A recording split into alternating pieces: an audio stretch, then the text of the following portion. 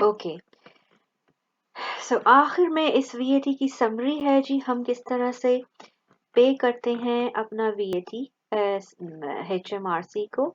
So VAT as a liability brought forward credit side पे आएगा। जो भी हमने वैट अर्न किया है अपने सप्लायर कस्टमर से, वो भी क्रेडिट साइड पे आएगा। और जो कुछ वैट हमने पे किया है, जैसे कि अभी हमने प्रीवियस एग्जांपल में देखा, वो सारा वीएटी इधर आ जाएगा। और जो भी वैट हमने ऑलरेडी पे कर दिया है, वो भी डेबिट साइड पे आ जाएगा। तो अगर हम इस लेजर को थोड़ी और तफसील से देखें, तो क्रेडिट साइड पे आपका ब्रॉड फॉरवर्ड है, सेल पर कैश सेल, सेल पर क्रेडिट सेल। जो भी आपका आउटपुट वीएटी क्रेडिट सेल पे है और कैश सेल पे है, वो सारा डेबिट हो जाएगा। जो भी आपका सेल टैक्स या इनपुट वीएटी क्रेडिट पे है, PDB mean purchase day book, तो वो क्रेडिट पे भी डेबिट हो जाएगा, और जो कैश परचेजेस पे है वो भी डेबिट हो जाएगा। अगर कोई पैटी कैश एक्सपेंसेस छोटे मोटे आपने किए हैं, स्टेशनरी बाय की है, लेटर हेड बाय किए हैं, उसके ऊपर भी अगर आपने वैट दिया है, तो फिर आपका वो भी डेबिट हो जाएगा। और जो कुछ वैट आप अदा कर रहे हो, आपने जो एचएमआरसी को अदा कर दिया है वैट, वो भी आपका डेबिट हो जाएगा और आपका बैलेंस कैरी फॉरवर्ड इस तरफ से आ जाएगा। अब हम देखते हैं कि हम ये प्रैक्टिकल लाइफ में आउटपुट और इनपुट वीएटी को किस तरह से क्रिएट करते हैं। ये देखें जी, ये हमारी सेल डे बुक है, जिसमें हमने लिखी date, invoice number, customer name कोई भी हो सकता है, हमने फर्जी तौर पे एबीसीडी का यूज कर लिया। ये अब आपकी टोटल है, ये आपकी वैट है, और ये आपका नेट है। और सम टाइम हम उसको मैच भी करते हैं बैंक से कि भाई ये जो हमारे पैसे थे, ये कब रिसीव हुए। ये आपकी सेल डे बुक है। एसडीबी किस कंपनी की है? एबीसी लिमिटेड की। ये काम क्या करते हैं? प्लम्बिंग एंड हीटिंग सर्विसेज करते हैं, यानी प्लम्बिंग का काम और हीटिंग का काम इंस्टॉलेशन करते हैं। और इनका जो क्वार्टर है वो 31 मई है। यानी कितने महीने थे ये? 31 मई अगर क्वार्टर हो तो हर क्वार्टर में होते हैं 3 महीने। तो 31 में एंड हो रहा होगा जिस क्वार्टर में, तो शुरू कहाँ से होगा वो क्वार्टर? मार्च से। सो 1 मार्च से लेके 31 मई तक इन्होंने इस तरह से कोई सेल एंड एक्सपेंसेस की हैं।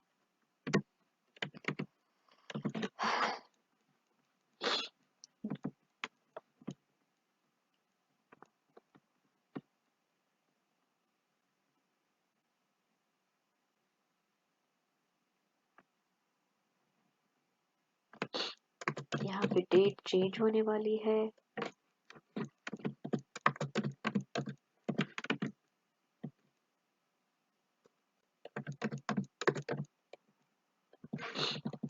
सो 1 अप्रैल को आपने किस इनवॉइस नंबर के साथ सेल किया था?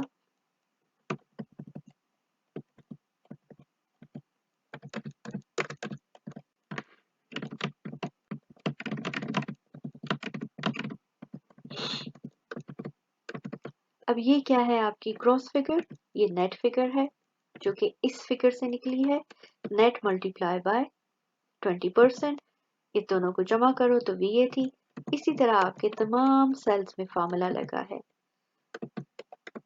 नेट नेट इसका 20% 195 एंड देन इसकी क्रॉस फिगर 600, इसका 20% 120, 720, 5778, इसका 20% 1155, और इसका जो क्रॉस है 6900।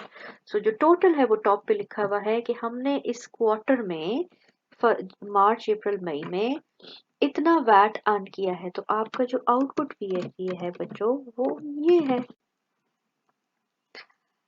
अब एक्सपेंसेस में चले जाते हैं। आपने बेशुमार एक्सपेंसेस किए। सॉरी, ये हमें डेट चेंज करनी पड़ेगी। या इसको हम हाइड कर देते हैं। मैं आपको कॉन्सेप्ट देना चाह रही हूँ। हमने मार्च अप्रैल और मई में कितने एक्सपेंसेस किए हैं? हमने परचेजेस की हैं टूल स्टेशन से, कुछ डायरेक्ट टूल लिए हैं, कुछ क्लीनिंग किए हैं। क्लीनिंग एक्सपेंस जैसे हम जब काम करते हैं, तो वेस्ट पाइप और मेटल जो बहुत बड़े बड़े वेस्ट होते हैं, तो यूके में फिर उसको वेस्ट कंपनियां आके डिस्पोज करती हैं, तो उनको भी हम पैसे देते हैं, और अगर वो कंपनी टैक्सेबल रजिस्टर्ड है तो वो हमसे वैट लेगी। 40 पाउंड का उन्होंने बिल किया, उसमें 8 पाउंड वैट था, तो हमने उनको 48 अदा किए। फिर हमने एक लीज ली, उनको हमने 25 पाउंड टू 30 अदा किए। O2 का बिल, ये O2 आपका टेलीफोन है, टेलीफोन इतना था, उसके ऊपर इतना टैक्स था, हमने 78 पाउंड अदा किए। B&Q को इतने दिए, हमने अकाउंटिंग की फीस दी, अकाउंटिंग की जो फीस थी नेट ये थी, और उसके ऊपर VAT ये था। B&Q, अब देखो हमारी जो भी इनपुट होती है, परचेजेस होती हैं, उसको हम आगे फर्दर क्लासिफाई कर लेते हैं, अकाउंटेंसी, एडवर्ड, लीज प्लान। और हम करते क्या है कि जो नेट वैल्यू है वो आपकी जाएगी आपकी क्लास ऑफ अकाउंट में, वैट के कॉलम में सिर्फ वैट जाएगा, टोटल के कॉलम में हमेशा ग्रॉस फिगर जाती है। सो ग्रॉस फिगर का ब्रेकअप एक वैट में जा रहा है, जैसे 14 पाउंड 74 दिए थे टूल स्टेशन को, इसका जो ब्रेकअप है VAT, वो VAT की कॉलम में चला गया, यहाँ पे नेट और जहाँ पे ग्रॉस और VAT की बात खत्म होगी, लेकिन इसकी जो नेट पार्ट है वो किस में जाएगा, क्या ये परचेजेस था, क्या ये मोटर था, क्या ये फोन था, क्लीनिंग था, अकाउंटेंसी था, एडवर्टीजमेंट था, लीज प्लान था, ग्रीन के लीजिंग थी, क्या था। तो आपने उसको कहा ये तो मेरी परचेजेस थी, मैंने कोई टूल वगैरह खरीदे थे अपने काम को सरंजाम देने के लिए, यानी परचेजेस में वो चीजें जाती हैं जो आपकी डायरेक्ट कॉस्ट है। मोटर एक्सपेंस आपकी इनडायरेक्ट कॉस्ट है, फोन आपकी इनडायरेक्ट है, क्लीनिंग आपकी एक और डायरेक्ट कॉस्ट है, अकाउंटेंसी आपकी इनडायरेक्ट है, एडवर्ट आपकी इनडायरेक्ट है, लीज प्लान भी आपकी इनडायरेक्ट कॉस्ट है। तो तमाम डायरेक्ट और इनडायरेक्ट कॉस्ट को क्लासिफाई करते हैं और आगे उनकी नेट पार्ट लिखते हैं, और नेट पार्ट के साथ उनके VAT का और ग्रॉस कंपोनेंट भी हम लिखते हैं। अब सारे इन महीनों में हमने कितनी इनवॉइसेस, ये सारी हमारी इनवॉइसेस थी, जो बिल थे हमने अपने सप्लायर के नाम के साथ एंटर किए, ये सब सप्लायर के नाम है, ग्रीन की लीजिंग, वुडलैंड, स्क्रू फिक्स, ठीक है, उनके साथ हमने एंटर किए और देखा कि ये तमाम जो एक्सपेंसेस हैं इसके ऊपर हमारा वैट जो था, इनपुट VAT वो कितना था,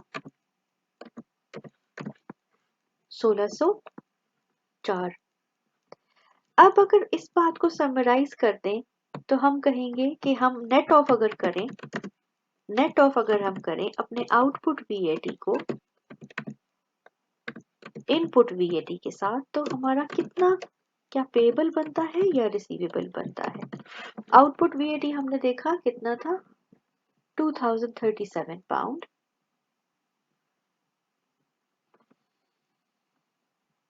आउटपुट VAT आपका कितना था, 2037 पाउंड, और इनपुट VAT आपका कितना था, 1604.99 पाउंड। 1604.99 पाउंड, इसका डेसिमल भी लेते हैं 224।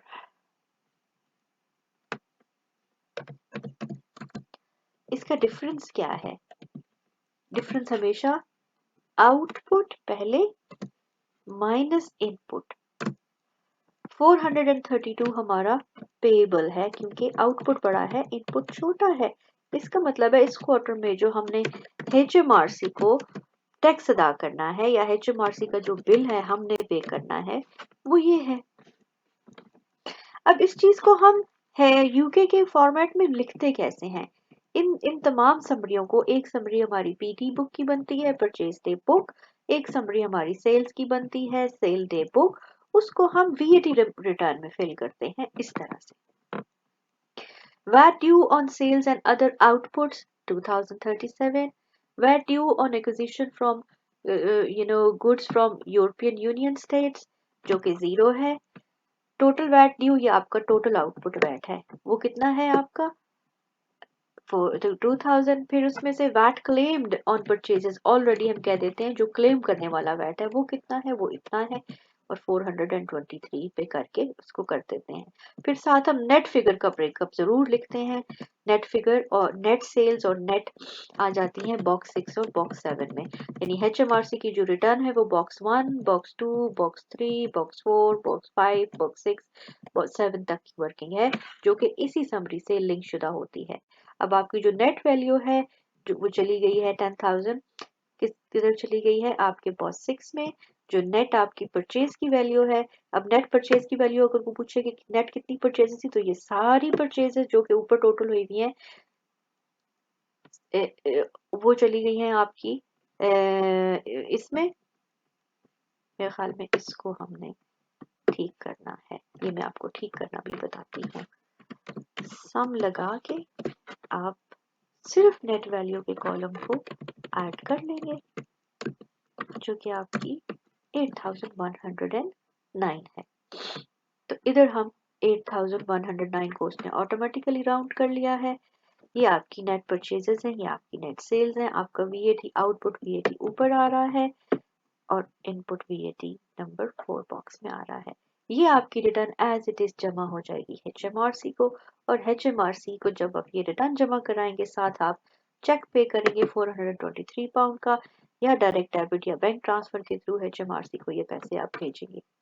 अब समटाइम सिचुएशन डिफरेंट हो जाती है, जैसे कि हमने इस क्वेश्चन में देखा कि कभी आपका जो वैट है वो रिसीवेबल बन जाता है, तो उसमें सिचुएशन कैसे होती है थोड़ा सा देखते हैं यहाँ पे। जैसे देखें नवंबर 2020 में इसने जो है आउटपुट वीएटी 3500 कमाया था, लेकिन इसने 4071 पाउंड इनपुट वीएटी दिया था। तो इसने कितना एडिशनल दिया था 553। तो इसने फिर 553 जैसे ये रिपोर्ट जमा कराई, तो 7 तारीख तक, हर मंथ अगले मंथ की 7 तारीख तक एचएमआरसी ने ये पैसे उस बिजनेस के बैंक अकाउंट में भेज दिए होंगे।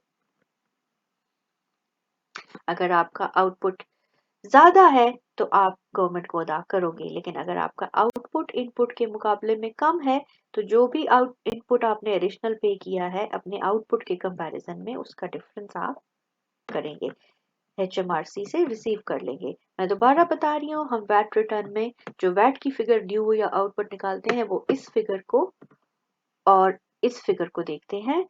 हाँ, हम जो नेट फिगर है वो रिपोर्ट में जरूर डालते हैं, लेकिन जो वैट की फिगर है वो सिर्फ वैट के कंपोनेंट से आती है, यानी ये जो येलो हाईलाइटेड है ये सब वैट के हिस्से हैं जो कि पुरानी वीएटी रिटर्न्स में से एक्सट्रैक्ट हुई हुई हैं। तो ये है हमारी वीएटी रिटर्न बच्चों, ये है हमारी सेल डे बुक, ये है हमारी परचेज डे बुक। हर कंपनी की परचेज डे बुक थोड़ी सी मुख्तलिफ होती है, तो वो हमने चैप्टर नंबर 2 में परचेज डे बुक को देखना है आपके एग्जाम के एतबार से। तो आज का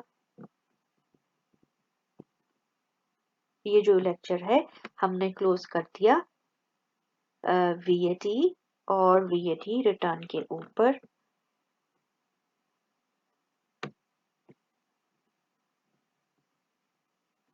आपने इस तमाम चैप्टर को पढ़ना है और इसकी जो क्वेश्चन कल सॉल्व किया था उसको दोबारा करना है।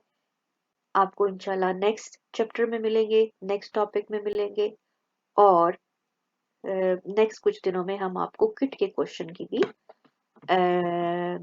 किट के क्वेश्चन भी करवाएंगे, जो कि कैप्लन की किट के क्वेश्चन होंगे आपके।